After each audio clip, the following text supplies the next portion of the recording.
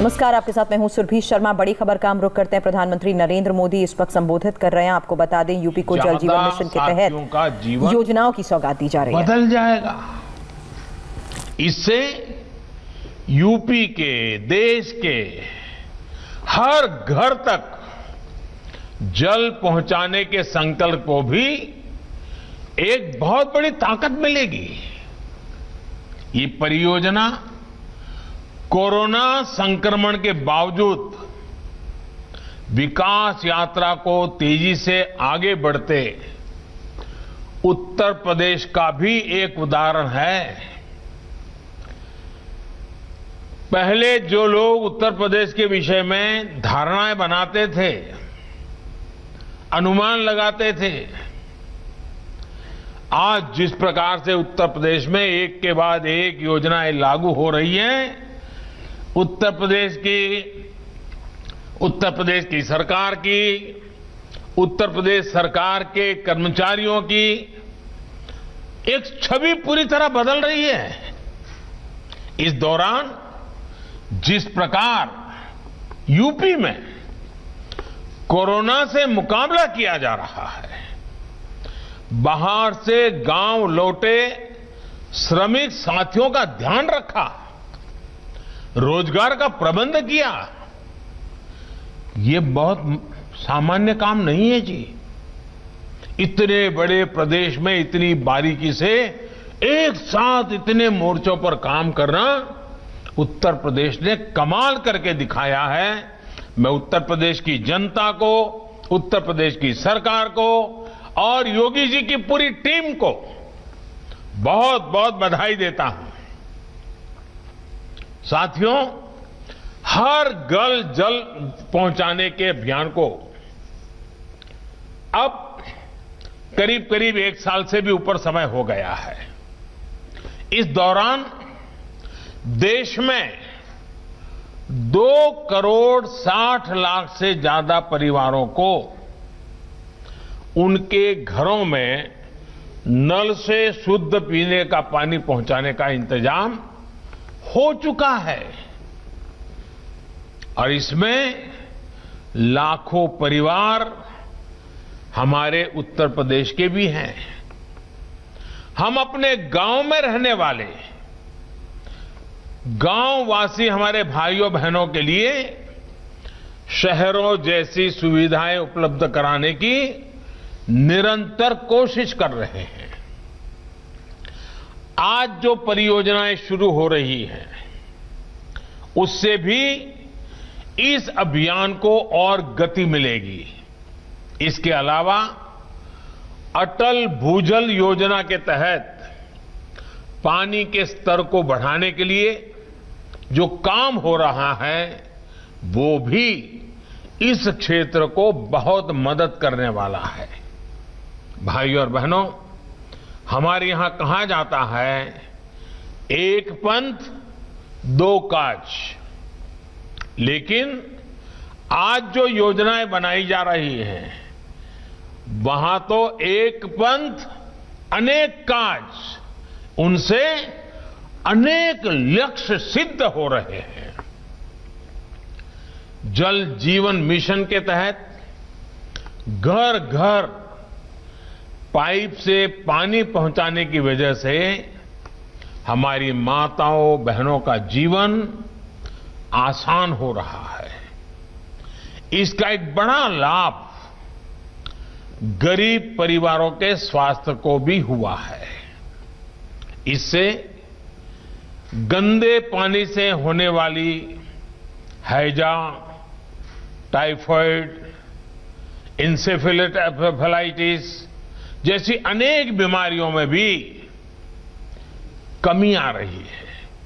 यही नहीं, इस योजना का लाभ इंसानों के साथ साथ पशुधन को भी हो रहा है। पशुओं को साफ पानी मिलता है तो वो भी स्वस्थ रहते हैं। पशु स्वस्थ रहें और किसान को, पशुपालक को परेशानी ना हो, इस उद्देश्य को लेकर भी हम आगे बढ़ रहे हैं। यहां यूपी में तो योगी जी की सरकार के प्रयासों से जिस प्रकार इंसेफ्लाइटिस के मामलों में कमी आई है, उसकी चर्चा तो दूर दूर तक है। एक्सपर्ट लोग भी इसकी चर्चा करते हैं। मासूम बच्चों का जीवन बचाने के लिए योगी जी और उनकी पूरी टीम को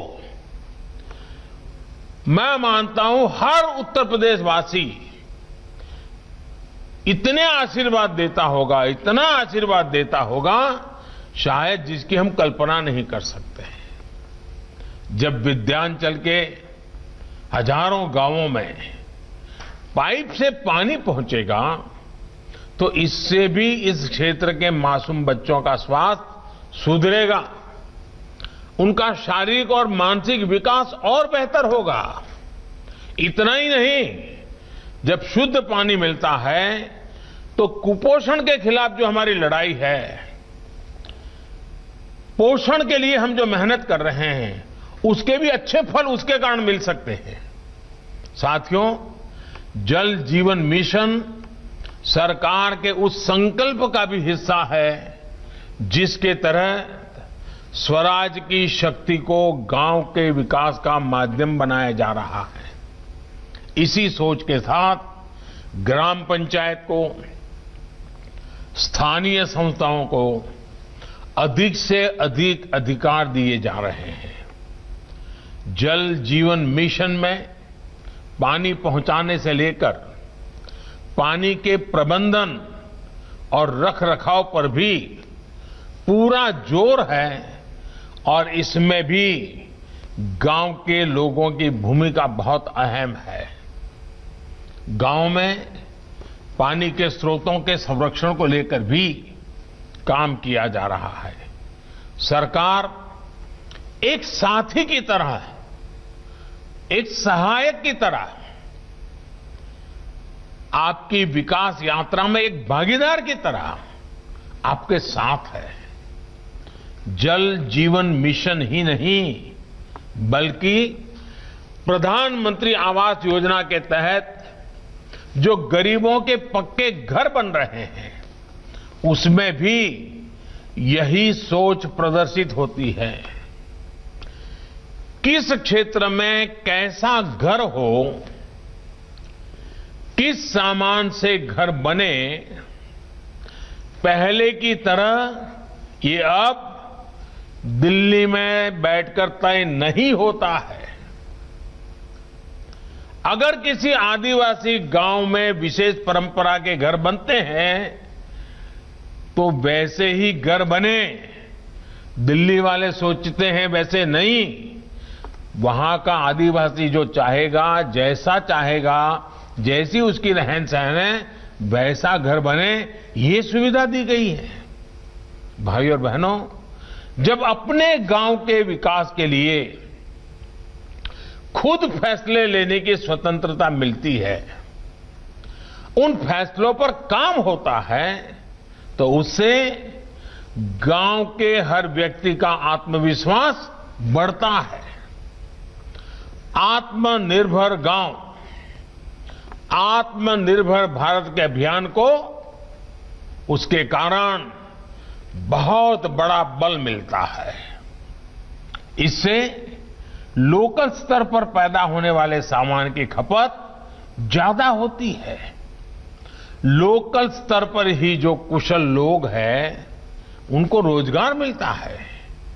राजमिस्त्री हो, फीटर हो, प्लम्बर हो, इलेक्ट्रिशियन हो, ऐसे अनेक साथियों को गांव में या तो गांव के पास ही रोजगार के साधन बनते हैं।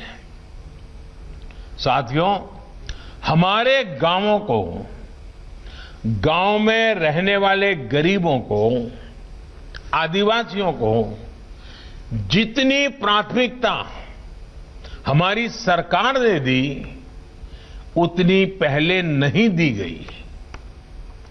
गरीब से गरीब को एलपीजी गैस सिलेंडर देने की योजना से गांव में जंगल से सटे क्षेत्रों को डबल लाभ हुआ है, दोहरा लाभ हुआ है।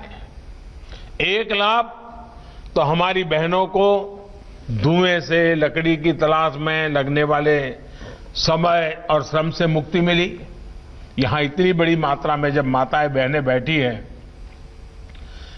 पहले जब हम लकड़ी से चूल्हा जलाते थे, खाना पकाते थे, तो हमारी माताओं बहनों के शरीर में एक दिन में 400 सिगारेट जितना धुआं जाता था। घर में बच्चे रोते थे, मां खाना पकाती थी, 400 सिगरेट जितना धुआं इन माताओं बहनों के शरीर में जाता था। क्या होगा उनके हाल का, उनके शरीर का क्या हाल होता होगा? उसको मुक्ति दिलाने का एक बड़ा अभियान हमने चलाया और घर घर गैस का चूल्हा, गैस का सिलेंडर, ताकि मेरी इन गरीब माताओं बहनों को उन 400 सिगारेट जितना धुआं अपने शरीर में न लेना पड़े, ये काम करने का प्रयास किया है। दूसरी तरफ ईंधन के लिए जंगलों के कटान की मजबूरी भी इससे खत्म हुई है। देश के बाकी गांवों की तरह यहां भी बिजली की बहुत बड़ी समस्या थी। आज ये क्षेत्र सौर ऊर्जा के क्षेत्र में दुनिया में अग्रणी बनते जा रहा है। भारत का अहम केंद्र है। मिर्जापुर का सौर ऊर्जा प्लांट यहां विकास का नया अध्याय लिख रहा है। इसी तरह सिंचाई से जुड़ी सुविधाओं के अभाव में विंध्याचल जैसे देश के अनेक क्षेत्र विकास की दौड़ में पीछे रह गए। लेकिन इस क्षेत्र में बरसों से लटकी सिंचाई परियोजनाओं को पूरा किया जा रहा है।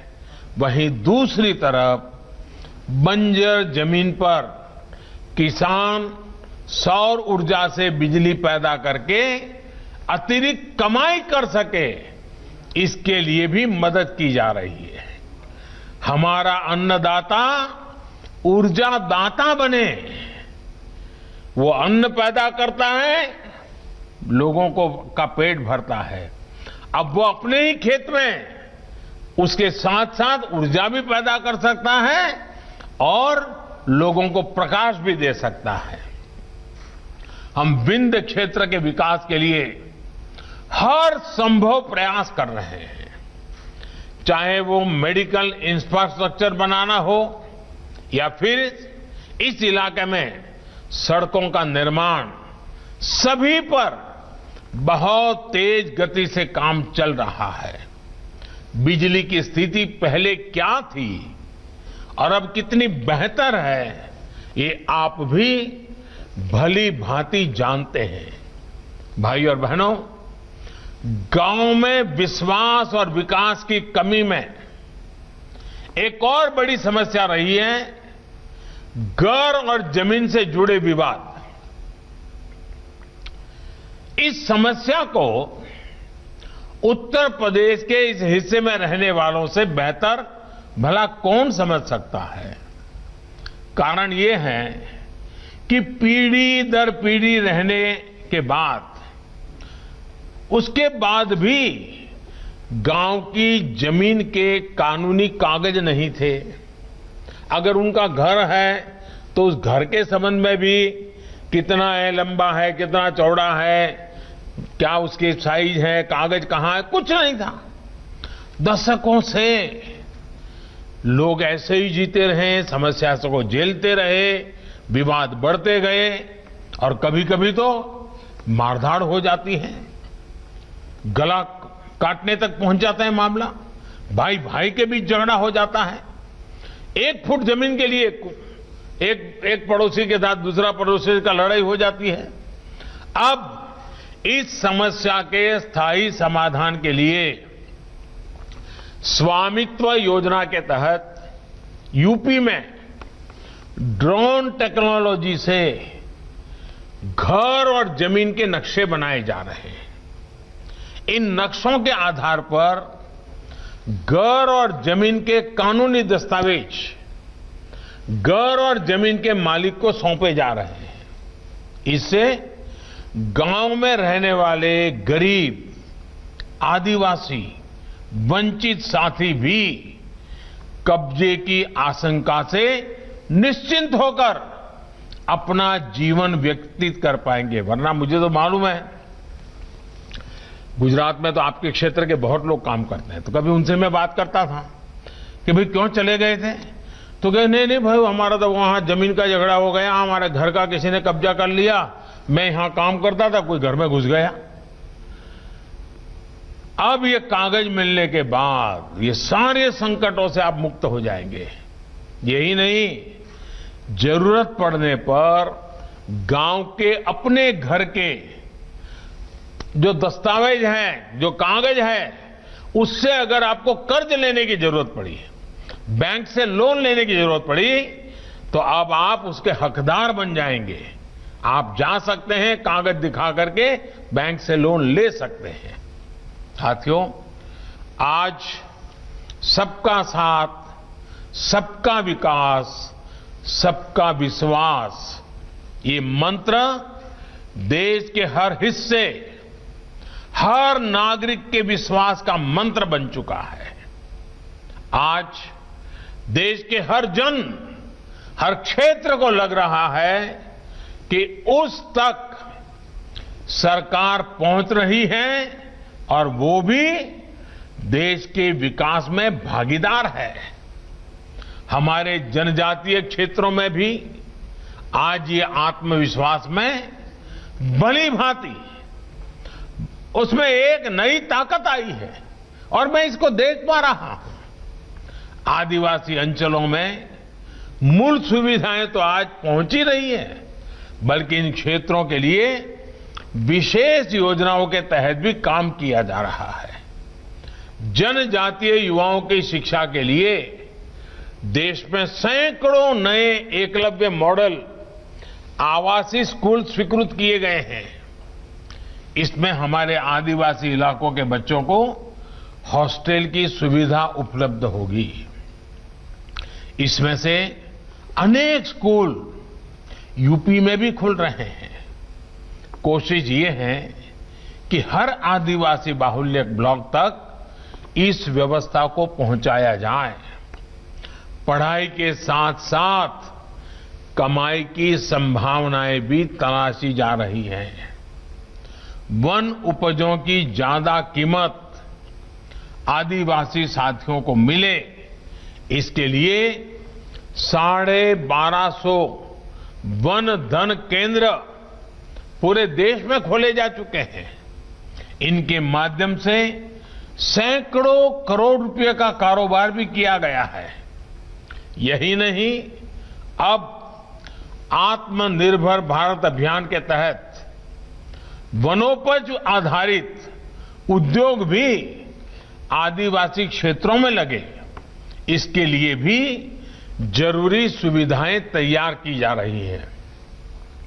आदिवासी क्षेत्रों के विकास के लिए पैसे की कमी ना हो, इसके लिए डिस्ट्रिक्ट मिनरल फंड बनाया गया है। सोच ये है कि आदिवासी क्षेत्रों से निकलने वाली संपदा का एक हिस्सा उसी क्षेत्र में लगे।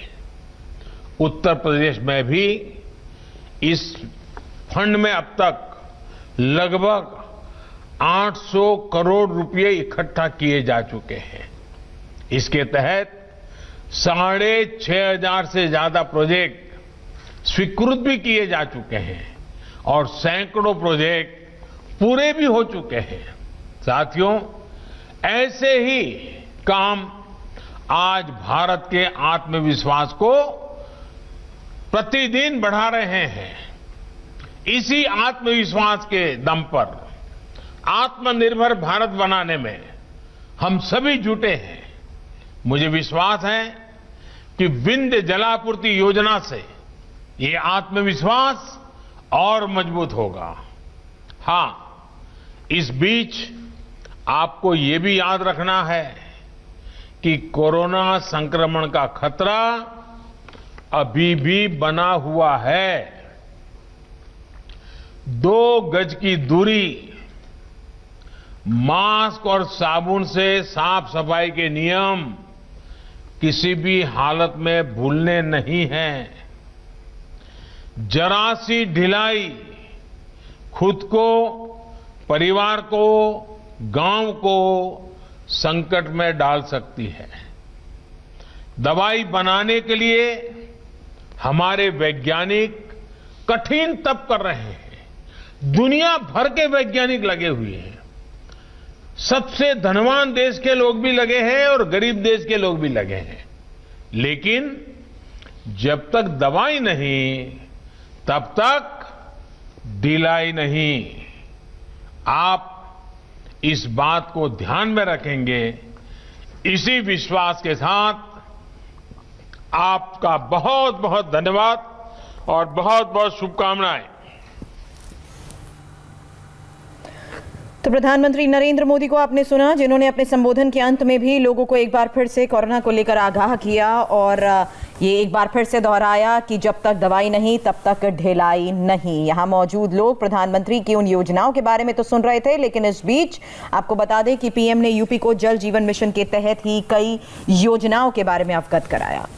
और इस बीच ये भी बता दें, लोगों से संवाद, सीधा संवाद प्रधानमंत्री का ये चल रहा था। इससे पहले उन्होंने मिर्जापुर और सोनभद्र में कुल मिलाकर 23 पेयजल परियोजनाओं का शिलान्यास भी किया है और कई लोगों से प्रधानमंत्री नरेंद्र मोदी ने संवाद किया। लेकिन अपने संबोधन के अंत में उन्होंने कोरोना को लेकर बढ़ती जा रही सावधानियों का भी जिक्र किया है। छोटे से ब्रेक के लिए मैं यहाँ पर रुकना है और आपको आगे दिखाएंगे कोरोना का ऑल इंडिया पैनिक।